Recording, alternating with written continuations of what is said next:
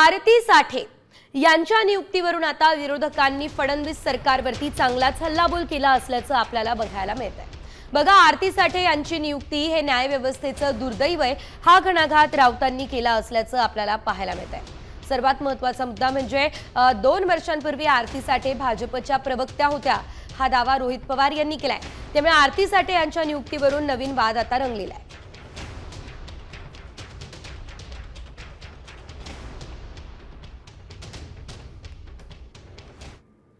भारतीय न्यायव्यवस्थेचे दशावतार आणि भारतीय न्यायव्यवस्थेचं दुर्दैव याला म्हणतात। भाजपा विरोधकांवर अत्यंत कठोर शब्दात टीका केलेली आहे आणि मोदी शहांच्या चुकीच्या भूमिका नाही समर्थन दिलं आहे।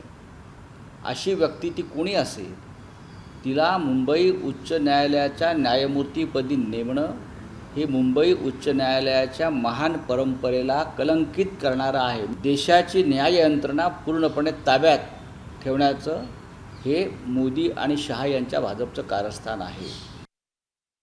एखादा जज जो माजी एखादा पक्षाचा पदाधिकारी असेल, ते सुद्धा स्पोक्सपर्सन असेल, ते तर जज झाले, तर उद्या जाऊन सामान्य लोकांना न्याय मिळेल का? आम्ही सर्वजण सरकारच्या विरोधात सातत्याने बोलत असतो, आमचे कार्यकर्ते बोलत असतात, आणि मग आमची एखादी केस जर त्या वकिलांच्या समोर गेली तर आम्हाला न्याय मिळेल का? तर मला असं वाटतं आणि आम्हा सगळ्यांना असं वाटतं की या बाबतीत सरकारली आणि आपले CJI जे आहेत त्यांनी त्या बाबतीत योग्य असा निर्णय घेऊन हे नाव वगळावं अशी विनंती आम्ही सर्वजण तिथं करत आहोत।